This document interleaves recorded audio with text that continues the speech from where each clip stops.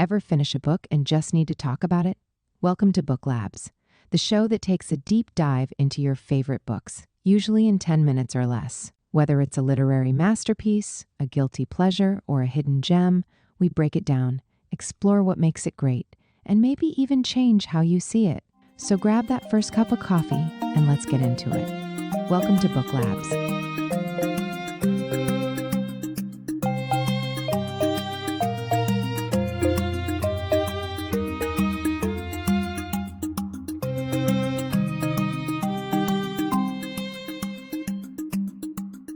Hey everyone, and welcome to the Deep Dive. Today we're going to be exploring Mating in Captivity.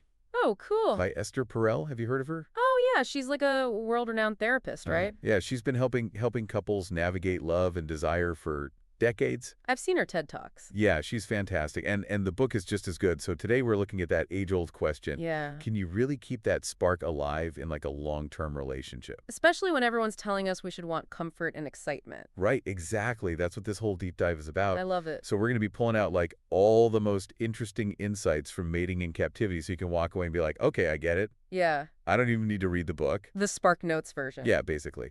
Oh. Well, I think it's so fascinating how she kind of frames this whole thing, right? Like, she's saying love is looking for closeness, that security of knowing your partner. Right. But desire needs something else entirely. It needs like a little distance, a little mystery. Huh. That's so interesting because, like, we're often told that, like, successful relationships are about, like, being totally in sync with your partner, like, doing everything together. Right. So wouldn't that, like, that constant closeness that, like, you know, knowing everything about each other, wouldn't that kind of work against desire in the long run? That's exactly the paradox she's exploring in this book. It's really cool. She's challenging that conventional idea of like merging completely. Instead, she's saying that having a strong sense of self is actually essential for keeping desire alive. So it's not selfish to have your own hobbies and your own friends and your own time. No. It actually makes you a better partner. 100%. Think about it. When you have your own fulfilling life outside the relationship, you bring more back into it. Okay. You're not relying on your partner for all your validation or excitement. Yeah, it's like you're adding fuel to the fire, right? Exactly. Keeping things interesting instead of, like, if you're constantly together, there's no space for that. Like, ooh, what are they up to? Kind of curiosity. That mystery, that intrigue. And she actually uses this term. She calls it erotic intelligence. Oh. And it's this ability to cultivate desire within a long-term relationship. Okay, now I'm really intrigued. Erotic intelligence. Right. That sounds like a whole new skill set. Yeah. What does that actually look like in practice? Well, it's less about specific techniques or things you do and more about a mindset, you know?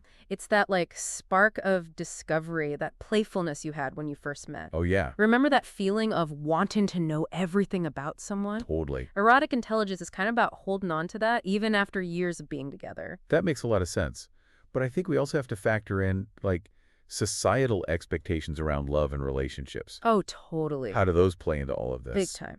She actually dives into how things like monogamy, the happily ever after ideal, can create these really unrealistic expectations for couples. Right, because it's like we're sold this idea that once you find the one passion is just supposed to last forever effortlessly. You get the ring and that's it. Yeah, happily ever after. You're done. But that's not really how it works, is it? No, not at all. And it seems like those expectations have gotten even more complex over time, you know? Yeah. We expect our partners to be our best friend, our confidant. Our therapist. Our lover, our intellectual equal. Our chef. Yeah, the list goes on and on. There's a lot of pressure. It is. And on top of that, we want passionate, fulfilling sex. Right. It's no wonder so many couples struggle with this. So how do we navigate this tension then between what society tells us we should want and what actually makes for a fulfilling relationship?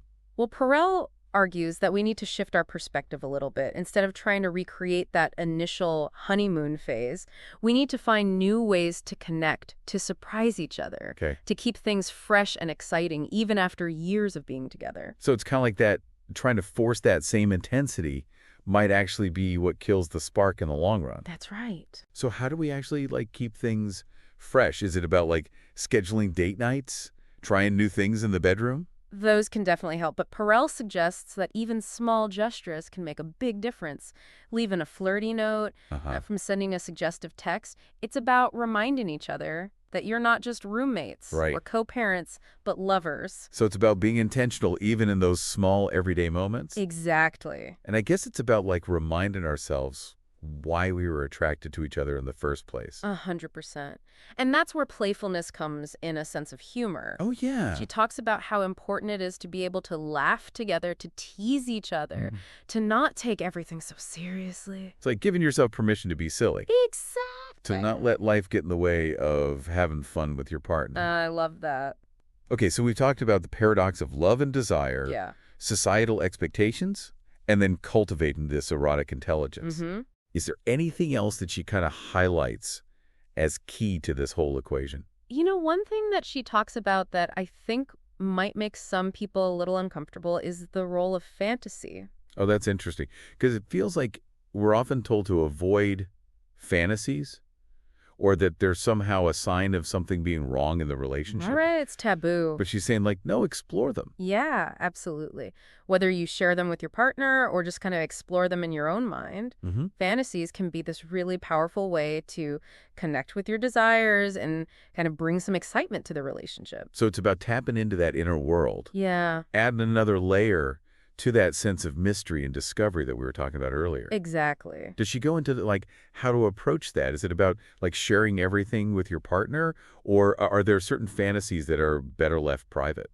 That's a great question, and that's exactly the kind of nuance that Perel explores, and we'll get into more of the specifics of Oh, what she suggests in the next part of our deep dive. Oh, a cliffhanger. Yeah. And so for now, we've got this paradox of wanting closeness and distance, Right. the impact of societal expectations, the need for erotic intelligence, and embracing the power of fantasy. I love it. It's already given me so much to think about. But the big question remains, can love and eroticism actually coexist long-term? Right. Or are they always going to be at odds? That's what we'll be unpacking in the next part of the deep dive. The good news is Perel believes they can coexist, Okay. but it takes conscious effort and a willingness to grow. I can't wait to hear more about that. We'll be right back after a quick break to continue our deep dive into mating in captivity. You ever read a book that makes you rethink everything? Who you are, what you're capable of? That's the energy Not Human is all about. We all make mistakes, we all grow, and we all have the power to be more. Bold designs, effortless comfort, whether you're making a statement or finding your flow. Because being human is just the beginning. Let's get started on that journey today at nothmn.com. That's nothmn.com. Identity in Motion. Wear what moves you. Okay, welcome back. We're still in the middle of exploring Esther Perel's Mating in Captivity, this book that really digs into like the whole dynamic of desire in long-term relationships. And before the break, we kind of left off on a little bit of a cliffhanger. A little bit. Like, can love and eroticism really coexist Right. long-term? So I'm dying to hear more about like what Perel has to say about this. Well, the good news is Perel doesn't think it's a hopeless situation. You know, she's not a pessimist. Okay, good. She argues that love and desire can totally thrive together. Okay. But it takes conscious effort. It's not something that just magically happens Right. once you're in a committed relationship. So it's not about resigning ourselves to this slow decline in passion as the years go by? No, definitely not. In fact, she suggests that long-term relationships actually have the potential for even deeper levels of intimacy and connection Oh, wow. than like those fleeting romances. Really? Precisely because you've built that foundation of trust and commitment. That makes sense. But I still feel like there's this pressure to like recapture that initial spark, that intensity from like the early days of a relationship. Is that even realistic? Perel actually cautions against trying to recreate that initial spark. Instead, she says the key is to find new ways to connect, Okay. to surprise each other, to keep things fresh, even after years of being together. So it's about like evolving the relationship, like finding ways to keep growing both individually Yes. and as a couple. Exactly, 100%. And one way to do this is by leaning into those individual passions and interests we were talking about earlier. Right? You know, when you have your own fulfilling life outside the relationship, you bring more back to it. You Yeah. have new stories to share, new perspectives to offer. It's like that saying, absence makes the heart grow fonder. Yes, exactly. Except it's not necessarily about physical distance. It's about like having your own mental and emotional space to Right. like explore and grow. Exactly. And when you're both doing that, Yeah. you become more interesting to each other. Right. There's that element of, I wonder what they've been up to, you know? Yeah, that spark of curiosity. Yes, that can reignite desire. Okay, so cultivating individuality, embracing those separate pursuits. Yeah. That's one piece of the puzzle. Mm-hmm. What else is she saying? Well, communication is huge. Okay. And I'm not just talking about the day-to-day logistics of, like, running a household. Right, right. No, we're talking like the deeper, more intimate conversations Yeah, about yeah. desires and fears and even fantasies. 100%.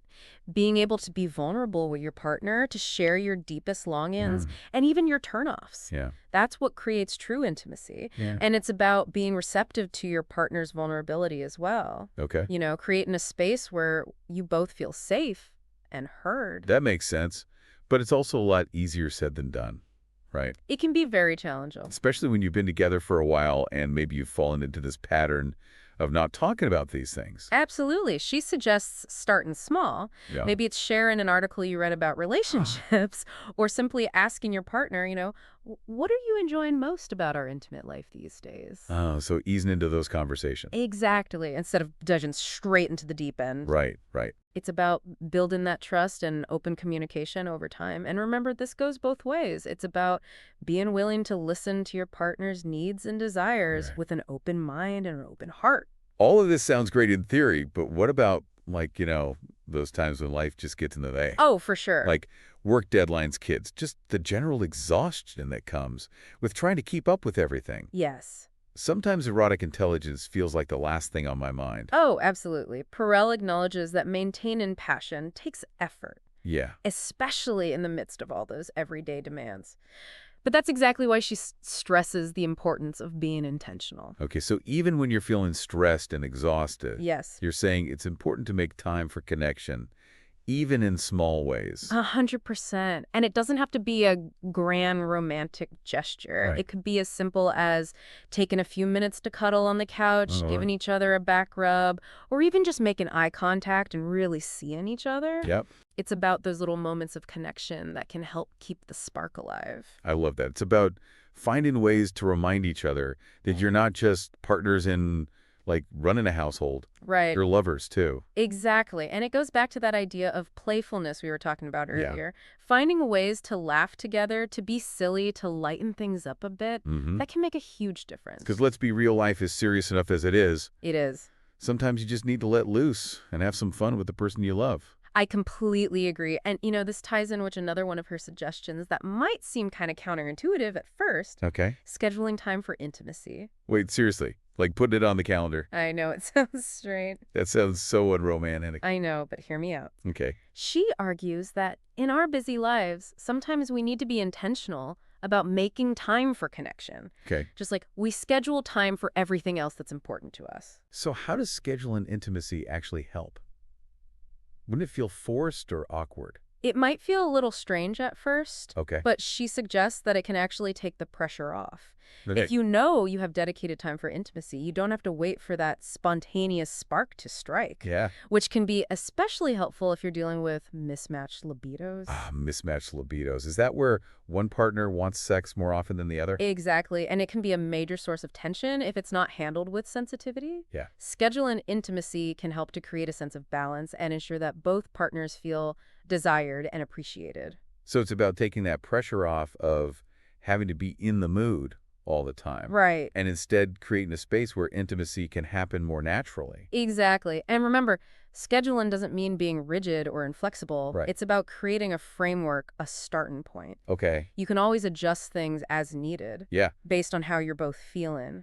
It's like giving yourself permission to prioritize your relationship and your pleasure. And I guess it could also help to build anticipation knowing that you have something special to look forward to. That's a great point. And Perel emphasizes that scheduling intimacy doesn't have to be all about sex either. Okay. It could be about setting aside time for a sensual massage, a long bath together, or even just cuddling and talking. So it's about expanding our definition of intimacy. Yes. And finding ways to connect that feel good for both partners. Exactly. And, Perel reminds us that desire isn't a constant. It ebbs and flows in any long-term relationship. There will be times when you're both feeling super connected and passionate, Yeah. and other times when things feel a bit more subdued.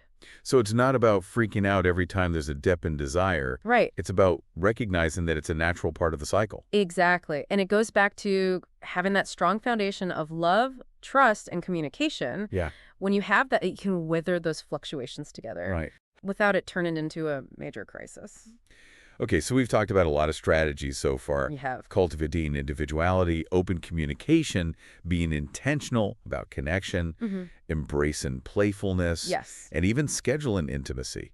It sounds like there's a lot of work involved in keeping the spark alive. It is work, Yeah. but it's not the kind of work that feels like a chore. Okay? It's the kind of work that's actually enjoyable because Yeah. it's about deepening your connection with the person you love. It's like anything else that's important in life. It requires effort, Yes. attention, Yes. and a willingness to grow. 100%. But the rewards are so worth it. They are. Speaking of awards, you mentioned earlier that Perel dives into the role of fantasy. Yes. Is that something we can explore now? Absolutely. That's actually one of the topics that really sets Perel apart from other relationship experts. Okay. Let's talk about why she thinks fantasy is so important and how to approach it in a way that strengthens your relationship rather than causing harm. Okay, I'm all ears. This is the kind of stuff I wish somebody told me years ago. We're wrapping up our deep dive into Esther Perel's Mating in Captivity. We've been talking about how desire works in long-term relationships. We were about to get into, like, one of the juiciest parts of the book, the role of fantasy. Yeah, this is where it gets really interesting. Most relationship experts, like you said, kind of tiptoe around the topic of fantasy, or they say it's a bad sign. Right, like you should just be focused on your partner. Exactly. But Perel's approach is so different. She's like, hey, fantasy is normal. It's part of being human. Okay, so then why are we so afraid to talk about it? Well, she says it's because we've been conditioned to think that if we're fantasizing about someone else, it means we're not attracted to our partner or something's wrong with the relationship. Yeah, like we should be perfectly content with what we have. Right. But she says that's just not realistic. Fantasy is about exploring our desires, experiencing novelty, tapping into that excitement that might be missing from our everyday lives. So she's saying, like, trying to suppress those fantasies could actually backfire. Totally. It can create more distance and tension in the relationship. Interesting. So how do we approach this whole fantasy thing in a healthy way? Then is it about sharing everything with our partner? Or are there certain fantasies that are better left unspoken? Well, Perel says there's no easy answer. It depends on the fantasy and what it means to you. Okay. Like, what's the function of the fantasy? Is it about escapism? Are you exploring different sides of yourself? Or just wanting to spice things up in the bedroom? So we need to think about what the fantasy is really about. Exactly. Once you understand that, then you can think about whether sharing it with your partner would bring you closer or maybe create problems. So it's not about just blurting out every random thought we have. Right. It's about being mindful of intentional. You know, maybe you could say something like, hey, I had this interesting thought, or I read this story and it got me thinking. Like an invitation to a conversation. Exactly. You're invitating your partner into your inner world, and you never know where the conversation might go from there. That's really cool. It's about using fantasy as a tool for connection and communication. Yes. Not something to be ashamed of. Yeah, instead of keeping these secrets that can create distance. Exactly. And sometimes just acknowledging those fantasies, even if you don't share them, can be enough. You know, it's like you're taking away their power. You're reminding yourself that they're just thoughts, not necessarily something you need to act on. This is making me realize how much we've been taught to, like, shut down these conversations around desire. It's true. There's so much shame and judgment around it. Yeah, but Perel's approach feels so refreshing and honest. It is. She's all about open communication and acceptance, you know. She wants couples to understand that there's no right or wrong way to experience desire. As long as it's consensual and respectful. Exactly. So as we wrap up our deep dive into mating in captivity, Yeah, what are some of the big takeaways that listeners can apply to their own relationships? I think the biggest one is that desire isn't a constant. You know, it changes over time. It's not just going to stay the same forever. Right, especially in a long-term relationship. So we need to nurture it. Okay, and that takes effort from both partners. Absolutely. It's about communication and keeping things fresh and exciting. And remembering that our differences are actually a good thing. Yes, embrace those individual passions. Don't be afraid of a little separateness. Yeah, bring your whole selves to the relationship. Exactly. And don't shy away from those fantasies. Whether you share them or not. Just connect with your desires. I love that this has been such an eye-opening conversation about how love and desire can actually work together. It's been great talking about this with you. And if you're listening and you want to learn more, I highly recommend checking out Mating in Captivity for yourself. Yeah, it's a really thought-provoking book, and it'll give you a lot to talk about with your partner. And for all of you listening, we want to hear your thoughts too. What were your biggest takeaways from this deep dive? Head over to our website or social media and share your thoughts. And until next time, keep exploring, keep connecting, and keep those sparks flying.